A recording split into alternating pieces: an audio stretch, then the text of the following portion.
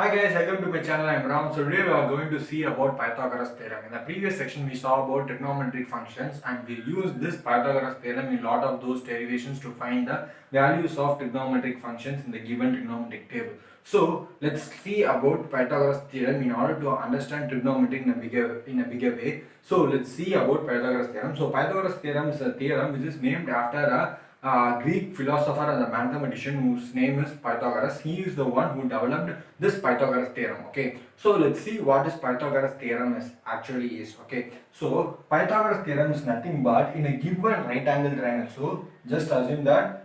Just observe this in a given right angled triangle. Let's say this is a right angled triangle like this. So in a given right angled triangle like this, the area of the square whose side is hypotenuse. Okay, the area of the square whose side is hypotenuse equals to the sum of the areas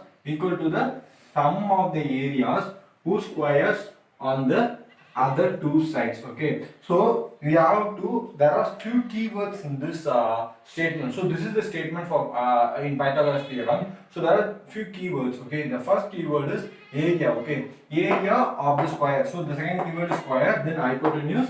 These three are the main keywords, that is the area, square and the hypotenuse. First let's see what is hypotenuse actually used. So in a given right angle triangle like this, so this is a right angle triangle which has a 90-degree over here. So what is the hypotenuse side is nothing but the side which is opposite to the 90-degree. Okay, so this is the hypotenuse side because this side is opposite to 90-degree. Okay, this hypotenuse side will also be the longest side in a given triangle.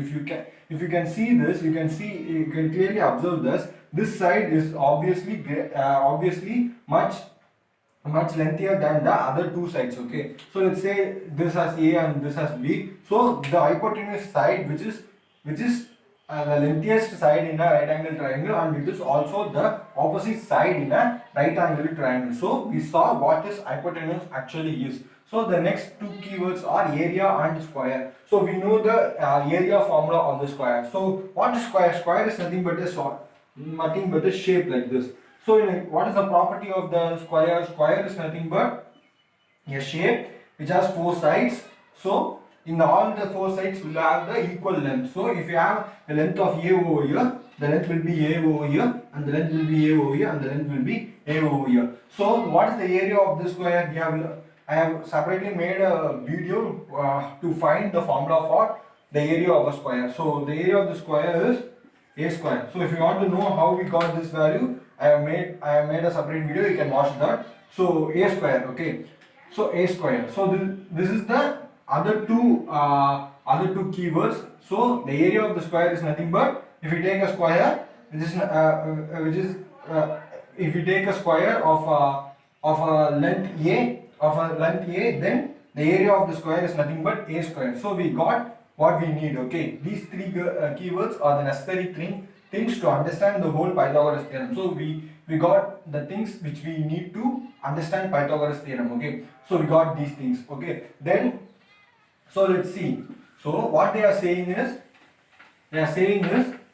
the area of the square whose side is hypotenuse. Okay, so this is the right angle triangle. So if you pause this video and see what is the hypotenuse side over here, which is nothing but this is the 90-degree.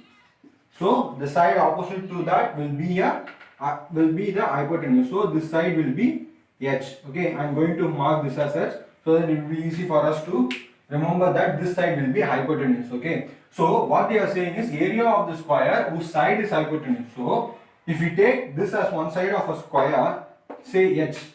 So let's take this side as the square. We are going to make the side like the hypotenuse side and going to make a square out of the length H. So I am going to make a square with the same length H. So I will be having a square like this. Okay. So what will be the area of this square? So will be the area of the square? Area of the square is nothing but A square. So here the side is of the length H. So what will be the area of this square? This square will be H square. So H square. So area of the square whose side is hypotenuse. This side is the hypotenuse side whose area is H square. Okay. So which will be equal to the sum of the areas of the squares on other two sides. The other two sides are this and this. So I am going to take the value of this side, the length of this side be b, okay, small b, and I am going to form a square over here. So all the three sides will be b. All the four sides will be b. So what will be the square of the? The area of this square. The area of this square will be b square. Then sum, that is sum. So I am giving as plus. Then I am going to take the side this of length small a. So if I am going to make a square of this length a, then I will be having a, and a. So what will be the area of this square? The area of this square will be a square.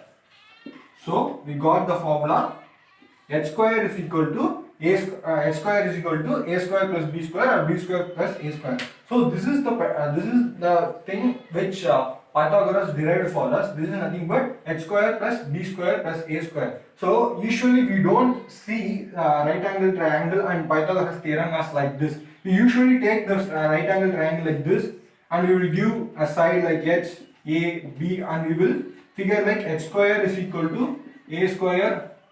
H square is equal to a square plus b square. We don't know why we are having h square is equal to a square plus b square. We just think as it is a formula. We have to mug it up and we will think that h square is equal to a square plus b square, which is nothing but the Pythagoras derived, and it is a formula. We will think it is a formula, but it is not a formula. It says that if you have a square over here and square over here and square over here, the area of this square will be equal to the sum of the areas of other two sides. Okay, other two squares. Okay, other two squares which is formed by the side of the other two sides of the triangle. Okay, so this is what he discovered, and this is what he tries to convey to us. But what we actually assumes is that we will assume as side h square is equal to a square plus b square, but it is correct, but we are assuming a different thing what he is trying to say. But what he is trying to say is that area of the square will be equal to the area of the squares of the other two sides. Okay, so we are thinking an entirely different thing what he is trying to say. So try to learn maths in this way. It will be very convenient for you in the long run. So if you like this video, if you really understand this video, let me know in the comment section. Like this video, share to your friends, and subscribe my channel for the future content as well. Thank you. Have a great day. Bye bye.